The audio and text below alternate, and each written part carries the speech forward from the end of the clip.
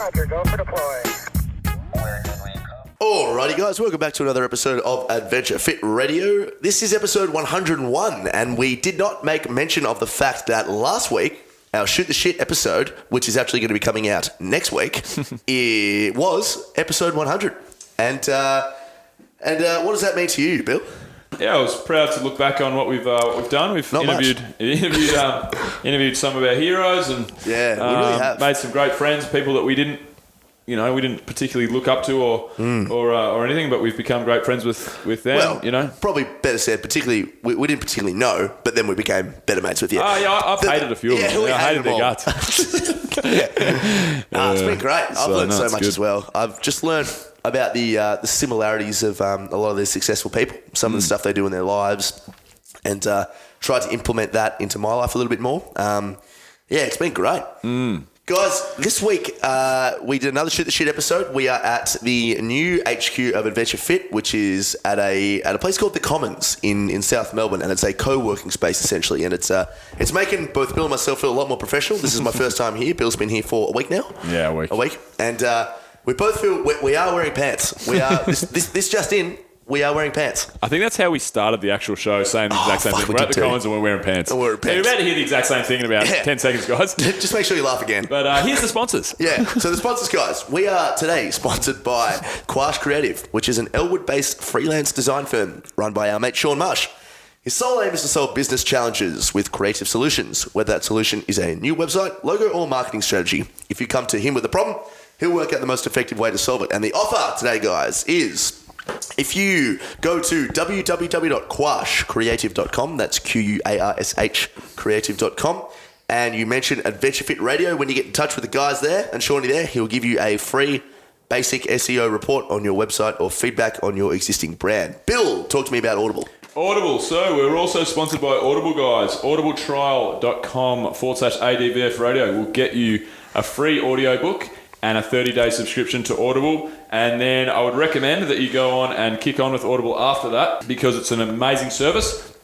I've always loved it and always listen to books on the fly when I'm walking my dog or when I'm cooking dinner, when I'm in my car. At the moment, I've just started Extreme Ownership, how US Navy SEALs Lead and Win by Jocko Willink and Leif Babin. It's a fantastic book. I'm only about an hour into it. Gives us all the military leadership styles and how they transfer into business. And Audible has a range of about 1 million audiobooks, 50,000, million, 100 trillion, and everything you could ever want or choose or need to choose from is in Audible. So head to www.audibletrial.com/ADVF Radio for your free book. And lastly, we're sponsored by Adventure Fit Travel, guys. Make sure you head on our website. We're about to release an Iceland trip very soon. We have the next year's Kokoda trip up and running. We're about to head off to Thailand, but that'll be closed by the time this is aired. But if you head onto our website and check out what we do, you can go to the payment page and put in the code RADIO for 10% off any and all trips. And here's the show.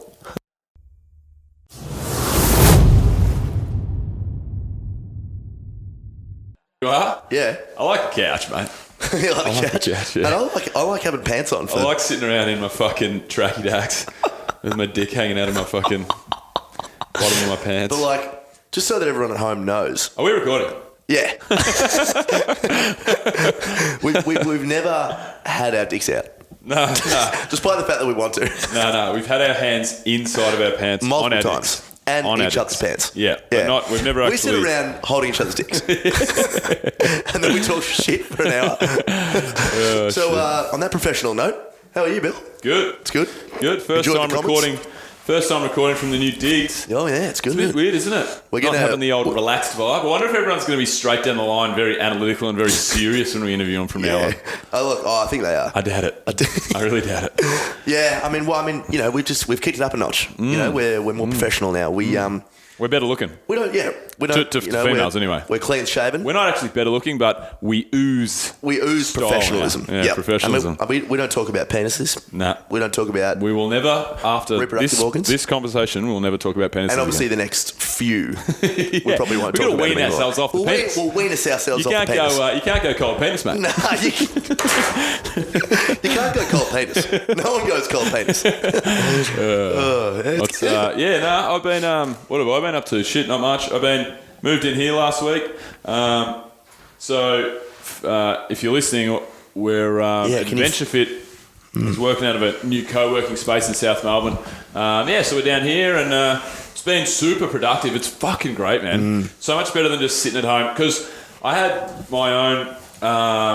sorry to break the illusion of grandeur for everybody that's listening, but Adventure Fit, I was running it like I had a home office basically, which I had 2 screens set up. Like, it was a good setup. I'd be pretty productive, you know, a lot of times.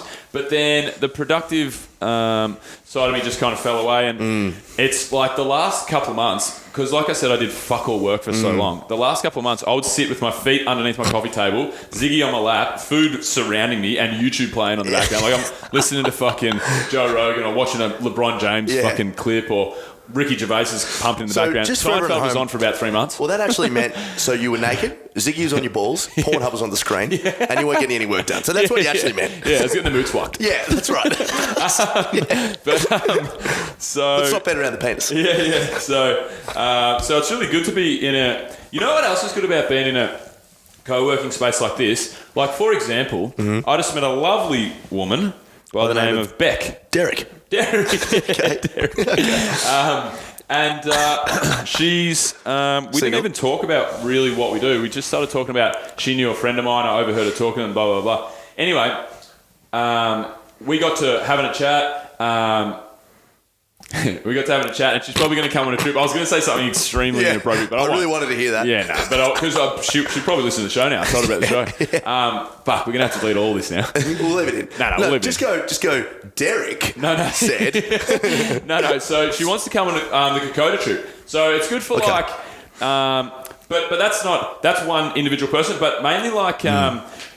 getting to know other people in other industries. So not just selling like individual tickets. It is good for that, but just making... What do they say when you are networking? They're all here at the same sort of time frame you are with your business. Like, a lot of people are. Yeah, in that early sort of stage, you know, getting it rocking. Yeah, a lot of people... First 5 years sort of stage. A lot of people are creatives here. Yeah. A lot of creatives, which is really good because, like, Eventbrite, for example, I've wanted to maybe look at hosting our trips through Eventbrite. Eventbrite their Australian offices are here. Yeah. In the back room. They've got their own massive Eventbrite office. Yeah. So Eventbrite are good. Yeah, so you know how people go to like...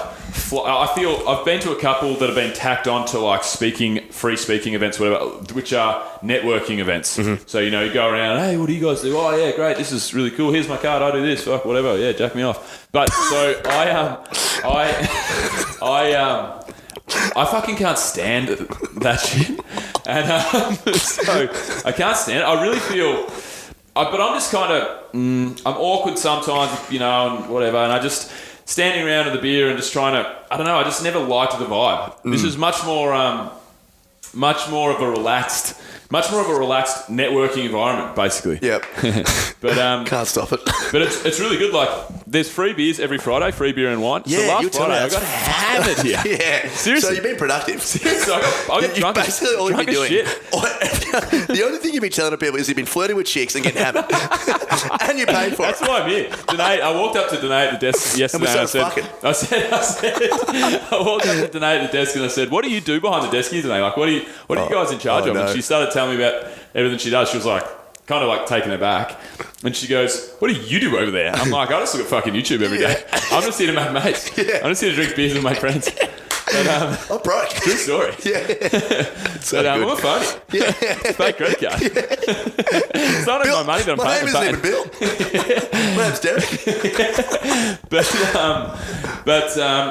no, it's classic. Like, not that I'm a big drinker, but I had a party last Friday. It would have been inconvenient if I didn't, because I normally train pretty hard on Saturdays. But today, from the front desk, I just sitting there at my desk at about 3 p.m.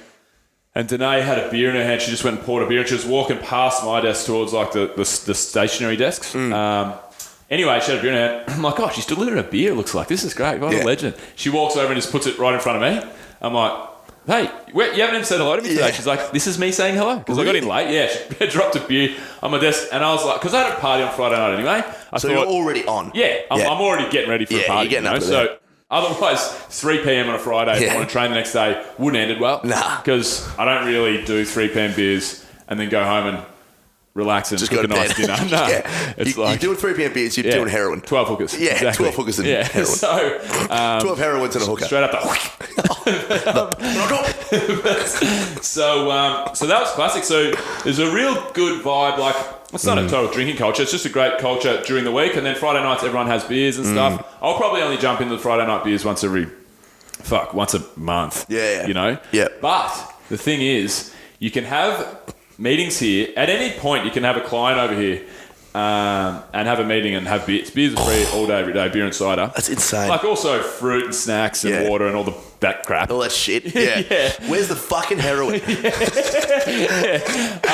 Jack me up and fuck off. Jack me up and fuck me off. I didn't say fuck me off. Oh, I thought you said fuck me off. I thought you mixed the two. But anyway, so I lost my train of thought. God. Not surprising. Yeah. But surely if there's just people around you, they're having there's a bit of banter going on, you're like, oh, fuck, and you just put the laptop down, you're on. Yeah, it's great. I find it very hard not to get into the Friday beers every What night. happened was, Danae brought a beer over last Friday, and I'm in the middle of this conversation with Mon over in the Philippines, and we're really nutting something out with the upcoming Thailand trip, I think it was, and it was pretty serious. Not serious, but like, we're really working together, all on chat, just going through maybe the itinerary and in the middle of something, right? And I've got up to go and refill my beer, and I just had my first beer over like an hour, you know, like I was just cruising. And there was a couple of lads up there that were getting pretty festive. And I went up to refill my beer and I poured a terrible beer. This one lad just started ripping into me. Yeah, good. Yeah. And then I'm like, oh, we're on here. I'm fucking showing this bloke. I'm like, mate, it's my first go. Give me a... Because it's a real fast tap. Yeah. Anyway, so poured a beer and then started talking to these two lads. And before I knew it, it had been like 45 minutes. I'm like, oh, I'm fucking in the middle of a meeting with my assistant. Yeah. So, shit. I'm late for a wedding. So I went back and... I ended up, drinking beers with these guys for a fair bit of the night and met heaps of crew and had a great time. And then went and kicked on to Jack's party, which was perfect lead up because I was, already in a state? Oh, I was already. I walked in. I came in hot. Yeah. You were right on. Yeah. So red hot. But so my mates. Nobody listens to the show yet. Oh, yeah. From the comments, so we can probably get away with this. So I'll tell the truth of what I'm going to do. I'm going to just get my mates to come around, 100%. pretend they're clients, and just suck beers. Yeah, every Friday night. Hammer beers. Yeah, 100%. 100%. Yeah. Oh, yeah. You wanted to. You were looking at the. Madagascar trip, I believe. Have a beer. Well, look, this beer just happens to be from Madagascar, but it says fuck. Just drink it, mate. That's great. So it's a really good place to work. I feel like it's average age. Say again? Average age. Average age. Oh, you know what? The whole place is run by a couple of young guys, a couple of young entrepreneurs. Sick. Tom and Cliff, I believe, are the owners. Yep. Dave, who I'm pretty chumsy with Dave now, he's a ledge. He's the money man. Danae and Davey run the desk. Vanessa, everybody that I've just mentioned, I don't think anyone's older than like 28. Really? Yeah. Fuck, so they're youngies. The founders are all over it. Yeah. They're switched on fucking entrepreneurs, young good. guys that are really killing it. And everything they've set up here, like, it's a great work environment because obviously it's just like there's lots of co-working spaces in Melbourne. They're all just fucking offices basically, a desk. Like that's what they are, a co-work space. You know, you walk in. This has a vibe to it though. This is a Google vibe, you know. Yeah. It's this is a Google vibe. It's a Silicon Valley setup, you know. So like that dude Minaj I was telling you about who runs the meditation classes. Yeah. So they have it's only once a week at the moment, which I feel like. Maybe it'd be sick if it was twice a week. So they have once a week. They have meditation classes, yoga, and spin classes, all free. And I think if it was twice a week for all of those, it'd be epic. Once a week is like, meh, but it's good still. It's good, and it's only just a few months old. So I think maybe in the future it might be like a couple of sessions a week. You can go down. That'd be good. Get your spin class on and stuff. But it's just got a really. It's just a good place to work. I think everybody here probably, if you're an entrepreneur, so there's a lot of people that aren't. They're just working for. Different companies that are around the place. But if you're an entrepreneur like me and in a young startup, the contacts you can make and just the productivity and kind of vibe and buzz around the joint is very beneficial for a young business, I reckon. But this place is, I mean, as soon as I walked in, it was just like, it feels like, maybe not necessarily like a young vibe, or maybe a young vibe, but it's more just a cool vibe. Yeah. Like ping pong and like everyone's just... Pinball games. Cool shit. Yeah. It's not like, it doesn't feel like a drone life, just 9 to 5, sitting behind a desk. Like there's colours and it's So it's really I good. go and have every day. I'll go. So my lunch, I'll quickly dip across the road and then go to this like cheap chicken shop. I love the guys that work down there. And Kittens. It's just, huh? Kittens. No, not kittens. Chicken, not kittens. Sorry, chicken. Sorry. Different kittens. animal. Yeah, different whole thing actually. Very different. Not similar at all. But might have been a cat. But that's racialist. baby cats. But so they're there's Danae there. But On. Anyway, so I go across to the chicken shop and they make me Kitten Deluxe. They make me 3 hand jobs. With a side of your own sauce. If you're a listener that's not from Melbourne and you're wondering what we're making allusions to, Kittens is a strip club in Melbourne, a famous strip club. Which Bill and I have never been to because it objectifies women. Yeah. I've been to Baby Cats late at night, but I've never been to Which is effectively child porn. That is getting cut out. Anyway, I go to this chicken shop and I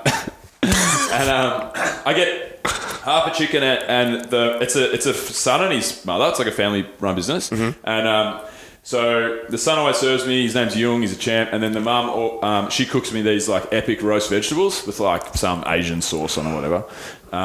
Anyway, so I go over there and it takes me like 15 minutes. Like they know what I want, like straight in, straight out. And I come back over here. Probably I give myself like, I'm not strict, but I'll give myself like an hour for lunch. So I'll go over and quickly eat my food. And then what I'll do, so I'm on level 4. This is level 3 that we're on now. Level 5 has a reading room, a quiet room, so no electricity. It's got all this epic natural light, That's all these such a good call. all these day beds and fucking shit in there. I'm like normally the only person I've ever seen in there. No one uses it today. So I go in there and I read for 30 minutes every lunchtime because I've got on my list of stuff that I like to do every day that I've got on my computer, on my Trello, and just in my mind. It's like meditate, cold shower, gratitude journal, do exercise, fucking catch up with your mates once a week, all this stuff. Reading for 30 minutes is one of my big things. And I was trying to do it in the morning and didn't really get like in the habit that much in the morning. And now with Ziggy, it's harder because I just want to get him walked and all this shit in the morning. So now it's like the best lunchtime. I wouldn't do it at home because I'd have the TV on. Yeah. Or I'd go and fucking clean something around the house or whatever. Every day I'm reading for half an hour and it's just great. Fantastic. Yeah, it's fucking sick, man. I'm about to do a brief test of the building's fire warning system. This is a test only. Fuck's sake. Action is required. So for everybody at home, there's a fire drill going on and everyone's evacuating except we're not because there's really fire. There's actual fire. So but for the good of the show, we're going to stay on air and bring it live as it comes. Bill, what are your current thoughts right now? Okay, so that was the drill. Bill, what are your thoughts right now? Okay, again, that was the drill. Bill. Sorry, guys. Unreal. Anyway, yeah, so I feel like I'm the only one that uses the reading room. I've seen a couple of people in there, but I mean, I'm only in there for like 20, 30 minutes every day. Yeah. There's a lot of hours in the day, so, but there's lots of other places that people sit around and read, and there's like heaps of open spaces, and like there's hammocks up top. Yep. Like little seated hammocks. Beautiful. Yeah, it's really good. So, but I was surprised, like, people might just come here to work. Really, they might, because I don't know if people are the same as me in the real world. I really don't know if they are. What do you mean? Well, I was thinking because of the way this joint's set up with like the water and apples and like the community stuff and like it's a young creatives and like entrepreneurial vibe. It's very, there's lots of, I don't know. I just feel like it's a very forward thinking area. I think it's very forward thinking. It feels like it, doesn't it? Yeah. And then when I went down and had the meditation class, it was the first day that they'd run it, and I just happened to be my first day as well. And then I was telling you, I went down there, and maybe it's just that there's a bunch of people, because there's probably like 200 people here. There was only like 15 people in the class. Yeah. Maybe the other 185 people meditate, and they just didn't want to go and do a meditation class because they meditate every morning. But I went down into the meditation class, and Minaj, the instructor, was talking about meditation, and he said, who here has an actual mindfulness routine that they go through? Yeah. And I expected everyone to put their hands up. Yeah. I really did. And I was the only one that put my hand up in the 15 people. Yeah, you told me that. I was really surprised. That's I'm like, weird. you guys for real? Like, yeah. I just, I'm I guess not you and saying, I have come to meditation for a needed. Yeah, maybe that's a lot right. of people have not, but No, that's I don't right. know. Maybe people aren't head cases. Yeah, or haven't been Talking head about fucked being from time. politically correct, we're the biggest head cases. Yeah. But I mean, not saying check me out. I'm more high and mighty. I'm only a year into meditating myself, but I just expected more of the demographic that's here. I just expected more people to be onto mindfulness and self-improvement stuff. And So, but that doesn't really mean anything. It was a very small window of people that we were looking at. So just for everyone at home, what exactly is the Commons?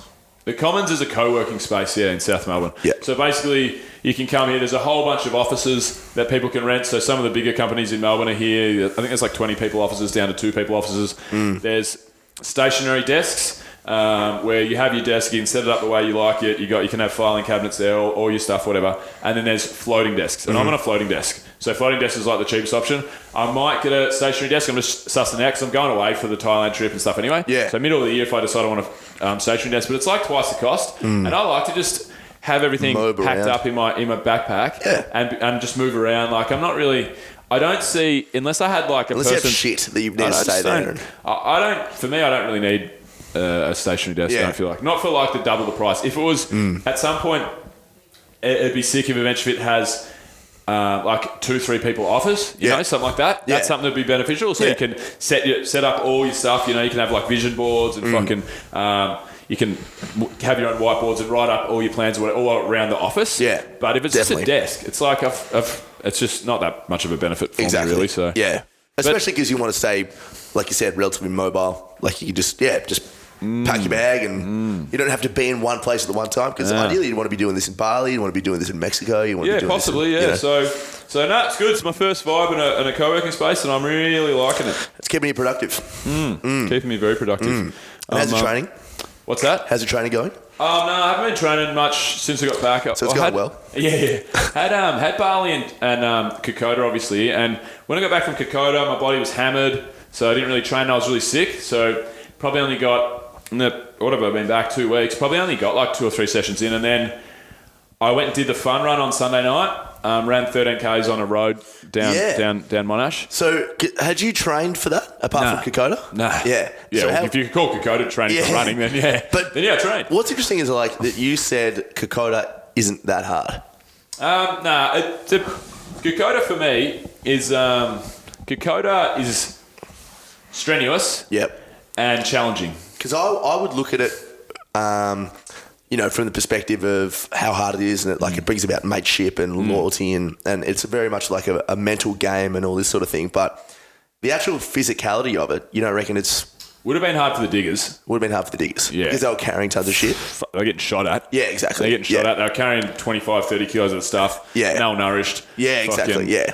In the worst military conditions known to man. So it would have been horrific for those guys. And people would find Kokoda hard. People on our trip were falling over all the time and struggling through bits and pieces.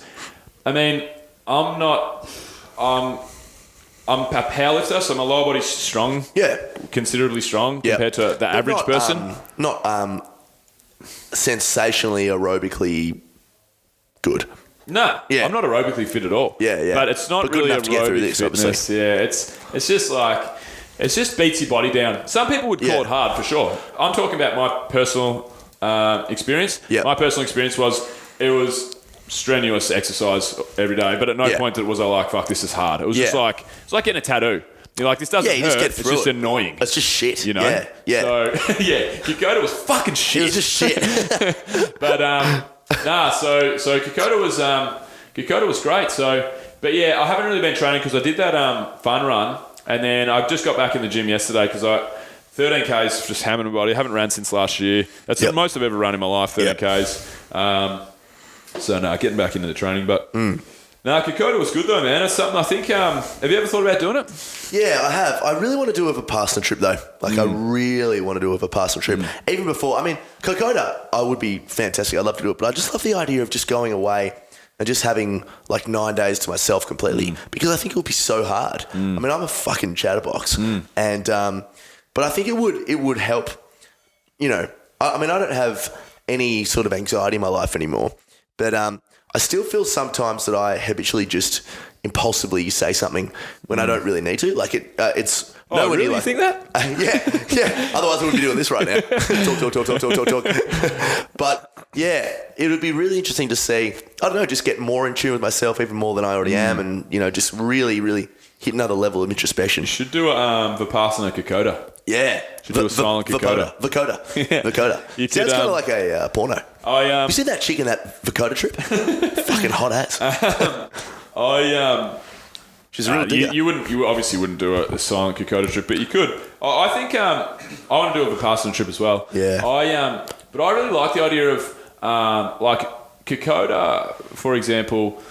Not so much Kokoda, but when I went to Yosemite National Park last year with Jack, I went there and we did like really only a day of hiking. We fucked it up and we're only really there for a day. We should have had more time than we kind of did. I think we were there 2 nights, but it was just one full day.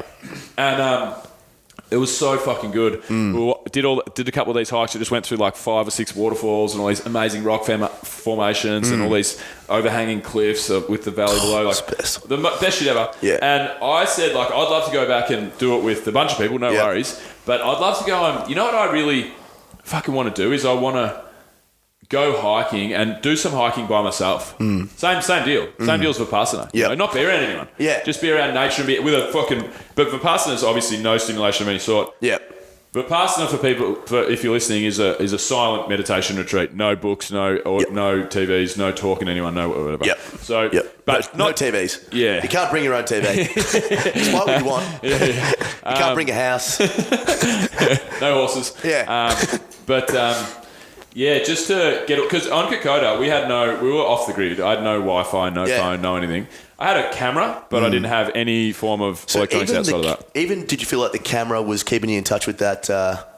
Not really. Nah, yeah, that's not really. Good. Yeah, that's good. Nah, I mean, you're just not getting... You're not getting notifications. You're not worrying about fucking how many downloads has the podcast got, or I got to get back to that email because you just know as soon as I got to the point where I knew that I was out of range, I was like, well, that's it. I don't need to think about any of that shit because there's no point. Yeah. So the camera was like the opposite. The camera was there so that we could really take into account what we were going through, like to really cherish what we were doing. The fact that we were like every night we'd have a little campfire going, and we'd get Clemo. We had a guide, Clement. He was the historian. And we'd get Clemo to come in and tell us a history lesson, tell us about like this part of the trek is where the Australians. And I'm not extremely patriotic. I think Australia's the greatest country in the world. I really do. I just like but I think that looking at the facts. Yeah. I'm not like Australia's the greatest country in the world because I'm Australian. Just on a piece of paper that would look so funny. Yeah. I'm not that patriotic at all. But I mean, Australia's the best country in the world. Yeah. But I mean, if I was Bangladeshi, for example. Yes. Sorry to our Bangladeshi listeners. Yeah, that's right. Yeah. But I probably wouldn't be saying for the sake of it. Because you look at the demographic, like you look at the socio-political factors and you look at the environment. Australia's a great place to live. Yeah, it really is. Yeah. So I understand that, and I'm proud to be Australian in a way, but I just think I'm not overly patriotic because I think patriotism leads to a lot of negative stuff. So kind of like the way you think of religion. But anyway, to listen to the stories of what like the Australian and Japanese troops went through and the conditions that they fought in basically over in Kokoda, it was pretty fascinating. And some of the guys were really, really into it. I loved it every night. Yeah. Listening. So Clemo, our guide, would sit us down at the campfire and tell us about like a famous battle or like the conditions that the guys are going through or like a letter that this guy wrote to his wife, like all these little bits and pieces. And like it was so much fun just sitting down, and it wasn't really fun. Like fun's not the right word. It was just more like I'm absolutely fucking content right now with my life. Like I couldn't be more at peace. Just like I've got a group of great friends that I'm sitting next to. I'm in nature and nothing else. Exactly. I've worked hard. I earned this rest and this fucking downtime. So you got that sense of achievement. Yeah, and like me and Corey, we sat just before bed one night. We sat there and stared at the stars for like 30 minutes talking about how the planets work. Did you get a little handsy? Nah, no handsy. I was disappointed. Did you get a little handsy at all? But are you Snapchatting me there? I'm literally Insta-storying us right now in the show. Oh, yeah. Hey, how you going, Instagram? That's Bill, for everyone that doesn't know it. But, and we just stared up at the stars because it was one of the most epic skies that I've ever seen, you know? Because think of the light pollution in the middle of Papua New Guinea jungle. There's fucking next to none. Yeah. You know? So, Yeah, like so you would have seen aliens. Yeah, like nowhere I've really ever been. Yeah. Yeah. So it was just getting back to nature, and I mean, having the camera, the camera is obviously electronic, but aside from that, you know, it was fucking awesome, man. It was really, really just, all you're really doing is you're cherishing the time with the people that you're around. Yeah. You know? Yeah, exactly. And that's why, of all the trips that we do with Adventure Fit, we do, you know, trips through Japan, doing fucking this, that, and the other, and New Zealand and Thailand and Philippines, all this stuff. And we got to rush to get to this place. We got to go and do this. We got to do and do that. And they're fucking awesome. Like they really are. And you tick off so much stuff, and you have a great time or whatever. But I just feel like, for me, my favourite type of trip is the expedition style trip where we've only run 2 of them. You know, I've been to base camp twice and Kokoda once. But that style of trip, where all you have is you have the people that you're with and the direction that you're walking, and that's all you have. So you're just telling stories, making friends, fucking laughing your heads off, and working hard together. There's just nothing better. It's fucking great. Did you were there many times during the trip where you were just sort of in your own mind? Like a lot of time where you just weren't even, and what was sort of going through your head? Was it like one step at a time, or were you getting philosophical? Or? No, I wasn't really getting too philosophical. I talked about Adventure Fit a lot with people. So a lot of what I'd talk about, not what I'll talk about, sorry, but came up a lot because I had Mac with me. So Mac and I would talk about, then Corey would talk to me about stuff, and getting all these inputs. So I thought about Adventure Fit a lot. You know, I spent a lot of time thinking about directions, decisions, choices, this, that, and the other. And then, you know, I would also spend a little bit of time mulling over the conversation that we've just had for the last hour with the 3 or 4 of us, you know? Yep. But apparently I talked the most on the whole trip. Everybody voted at the end. Yeah. Because I thought Royce never shut up, but apparently it was me. Yeah. But I was at the back, so that guy was at the front, I was at the back, because I was like, you know, I was guiding too. Yeah, and I'd done it, I was like the Australian guide. Yeah, of course. So I was at the very back, so I would always have someone at the back with me, and it would end up being like me and my porter Ivan, and then like it'd be Royce and his porter, Corey and his porter, or the group of us, or me and Am, or me and Mac and his missus, like. So it would always be a conversation going on at the back. It was very rare. Sounds weird, but it was pretty rare that I wasn't in the middle of a really deep, interesting conversation, which was pretty cool. Yeah. That's fantastic. Yeah. There was never any superficial sort of stuff. It was always because you just bond so much with someone. Obviously, the more you spend time with them, but when you both overcome a challenge together. Yeah, that's how you bond. No, there was no superficial crap at all. It was really enjoyed every conversation that went.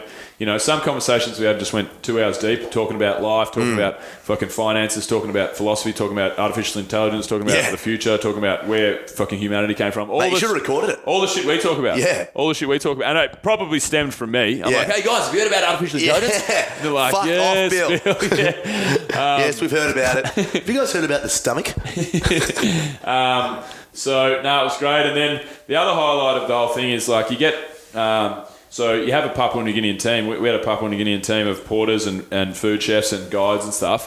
And you just become fucking... Did you just go make a noise? I went, Because normally I go... like you went, Sometimes I go, and other times I go, So now I wanted to go, more like that. Yeah, it was more like that. Just to say, did you like it? Yeah. Hated it, did you?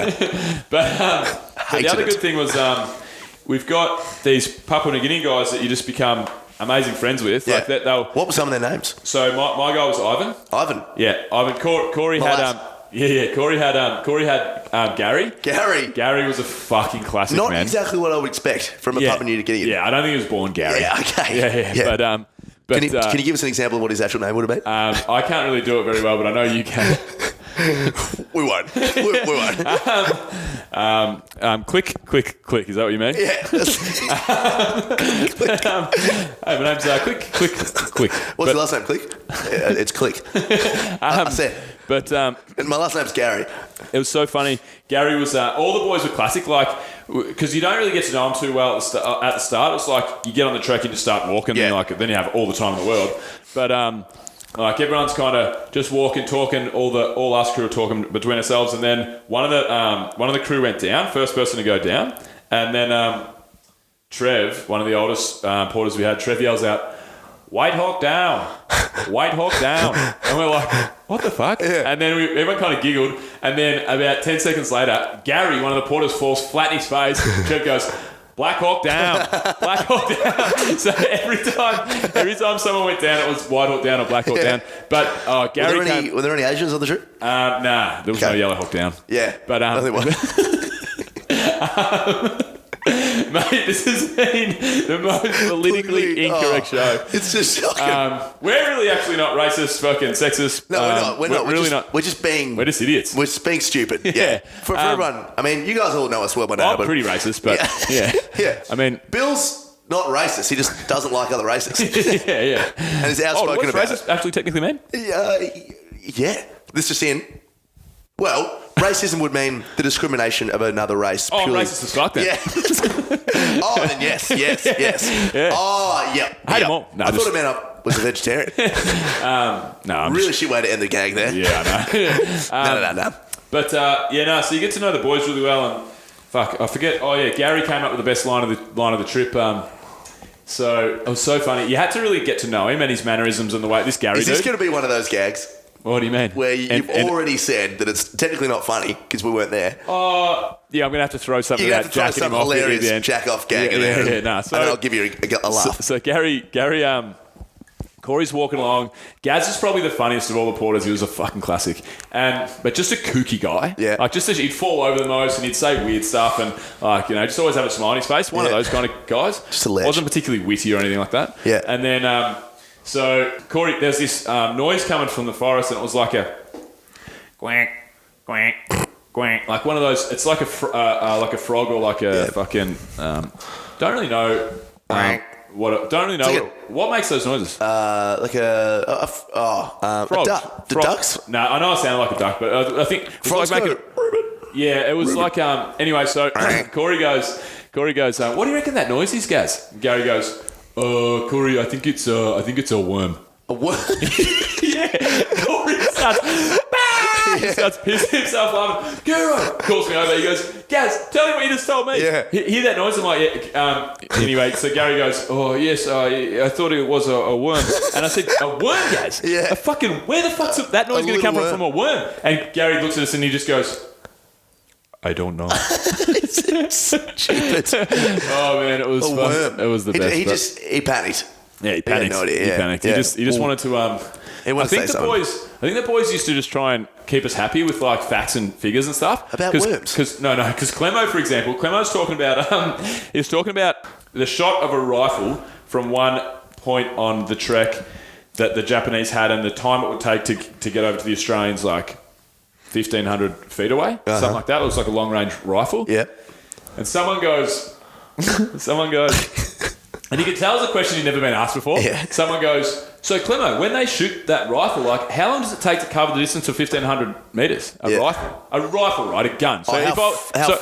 How fast for it to travel? How fast does the gun? How fast does a bullet take? Yeah, how fast does a bullet go? And what would you say if I asked you that as a rough guess? Maybe 5 seconds. Yeah. Okay. So not a bad guess. Yeah. So yeah, that's something around the ballpark of what a regular person would say, right? Yeah. Clemo looks at us. We go, so how long does it take from when the bullet is shot to impact, Clemo? And Clemo looks at us and goes, 2-3 minutes maybe. We're like, Clemo, they're not shooting it up straight in the air, mate. He goes, maybe 90 seconds. No, you don't know what you're on about, mate. No, you got no idea. Let's be honest, you got no fucking idea. You have no idea. You don't have to answer questions just for the sake of answering questions, Clemo. Just say you don't know, mate. Let's go. Yeah. So no, I do know. Yeah. Precisely. 5 minutes. It's one. I think. If it went that slow, it wouldn't fly.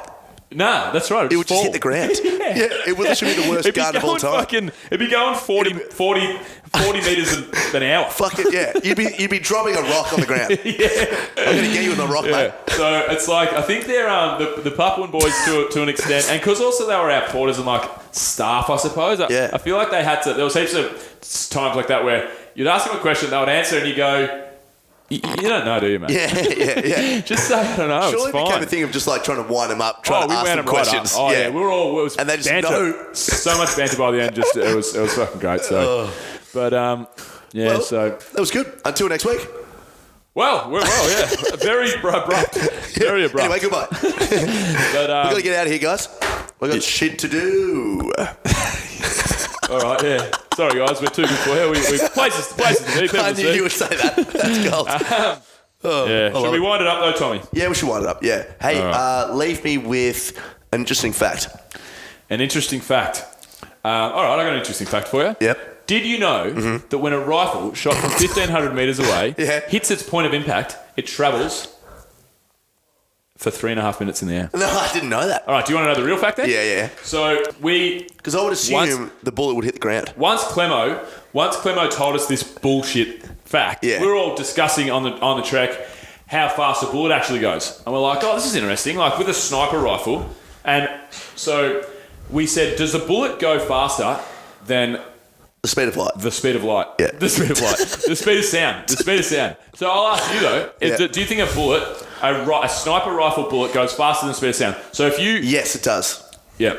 It does. Yeah. Because you think about the sound it makes, but the person's already been hit. Well, that was the conversation we're having. Yeah. And we all came up with our different hypotheses. Yeah. And the answer was, in fact, you're correct. Yeah. Like when you're shot by a sniper rifle. You've seen people in movies and stuff, and they hit the ground, but then you hear the sound. Yeah. Yeah. Yeah. So you'll be dead before you hear the sound. Before you hear the sound. Even at 1,500, even at like... And so what is that speed?